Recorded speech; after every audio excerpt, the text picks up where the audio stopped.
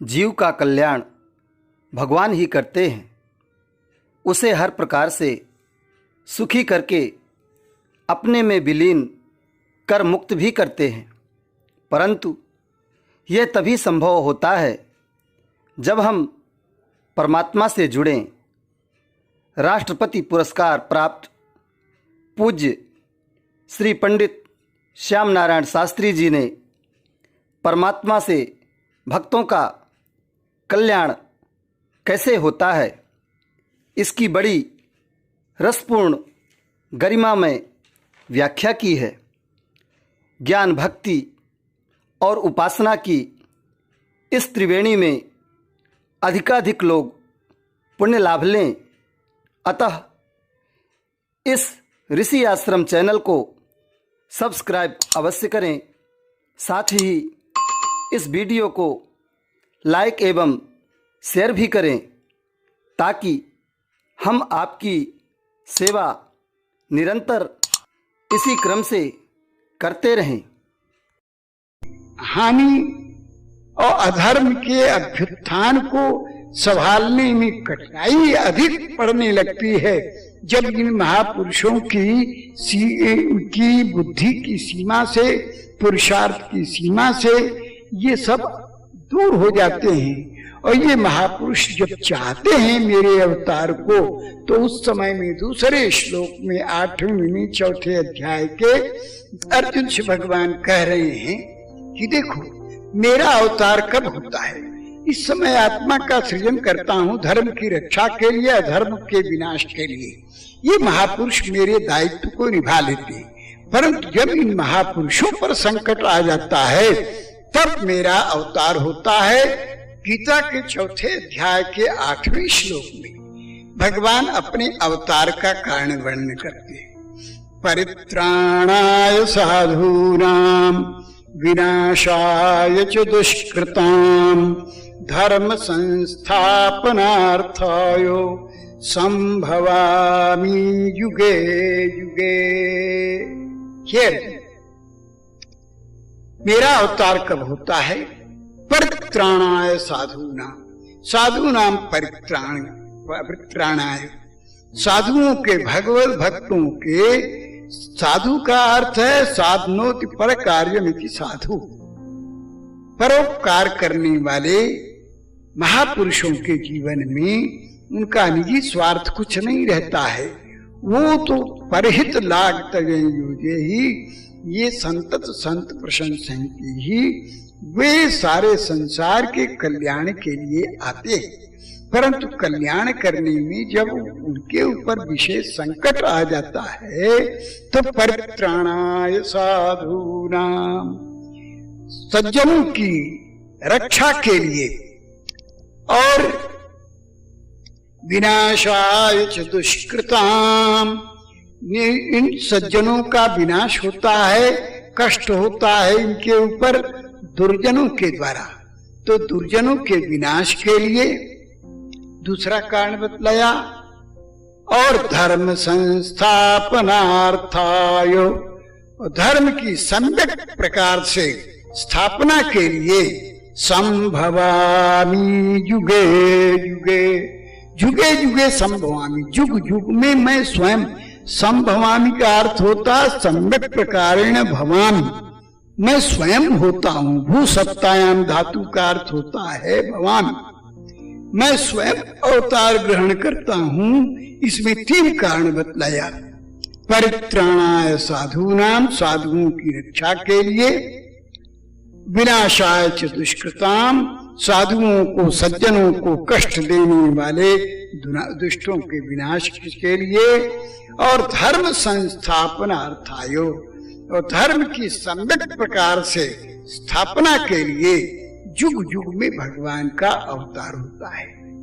भगवान शंकर जी कहते हैं कि देवी कल्प कल्प प्रति प्रभु अवतरहि, चारु चरित्र विधि करहि। उसी बात को रामचरितमानस में शंकर जी की वाणी को गोस्वामी तुलसीदास जी ने वर्णन किया कि सुनु गिरिजा चरित सुहाए, विपुल विशद गम गाए। हरि अवतार है तुझे होई, इदमित्थम जाई न सोई। हे देवी मां, हरि का अवतार जिस कारण से होता है, इदम इत्थम, यह अवतार इसलिए हुआ है, नहीं कहा जा सकता है। हरि के अवतार में इदमित्थम नहीं लग सकता। हरि के अवतार में यह भी एक कारण है, यह भी एक कारण, वहां भी जुड़ सकता है, इत्थम नहीं जुड़ सकता। इत्थम माने इस प्रकार से ही हुआ, ऐसा नहीं। भी माने अवतार का एक कारण ये है, अवतार का एक कारण ये भी है, अवतार का एक कारण ये भी है, तो वहां भी जुड़ सकता है। भगवान के अवतार के अनेक कारण हैं, और परंतु राम अतर्क्य बुद्धि मनु बानी, मत हमार सुनई सयानी। तदपि संत वेद पुराना, जस कछु कहि सुमति अनुमाना। तस्मै सुमुखी सुनामु तोहि, समुझि परै जसि कारण मोहि। जब जब होई धर्म कहानी, बाढ़ई असुर यदम अभिमानी। करई नीति जाय नहीं बरनी, सीधई विप्र धेनु सुरधरनी। तब तब प्रभु धरी विविध शरीरा, हरहि कृपा निधि सज्जन पीरा। असुर मारी थापई सुरनो, राखई श्रुति से जग विस्तारहि विशद यशो। राम जन्म कर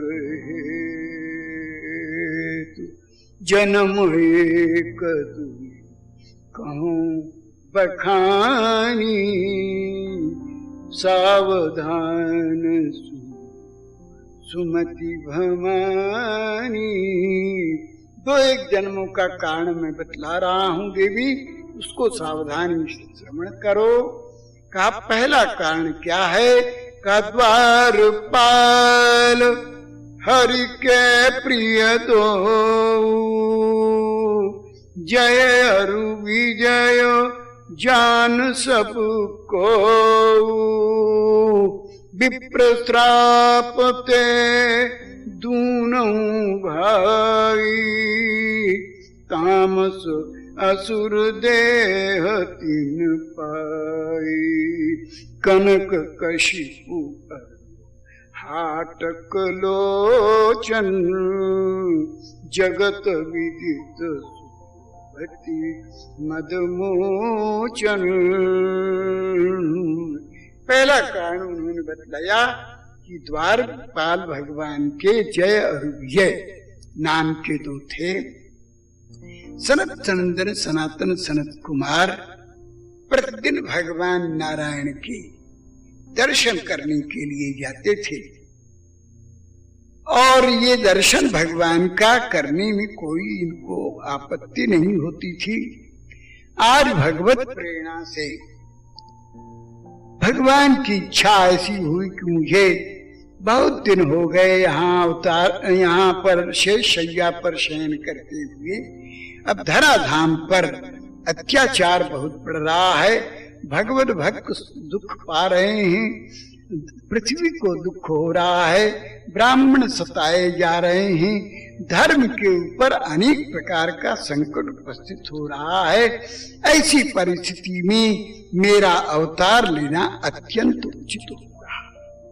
इस कारण से भगवान ने अपनी प्रेरणा किया और आज जो है जय विजय ने भगवान के दर्शन के लिए रोक दिया।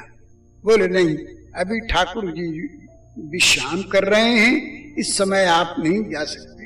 थोड़ी देर रुके रहे, फिर उन्होंने आग्रह किया कि इसी समय तो हम आते हैं बराबर और भगवान का दर्शन करते हैं। फिर उन्होंने रोक दिया, नहीं जाने दिया। कई बार जब रोक दिया तब इनको क्रोध आ गया, सनत सनंदन सनातन सनत कुमार को, चारों को, और उन्होंने कहा ऐसा प्रतीत होता है कि तुम भगवान के धाम में रहने योग्य नहीं हो और तुम दोनों जाओ धराधाम पर राक्षस बन करके रहो। और वही हिरण्यकश्यपु और हिरण्याक्ष के रूप में अवतरित हुए। हिरण्यकश्यपु का वध भगवान ने भक्त प्रहलाद की रक्षा के निमित्त किया और हिरण्याक्ष का वध भगवान ने वराह अवतार धारण करके पृथ्वी का उद्धार करते हुए किया।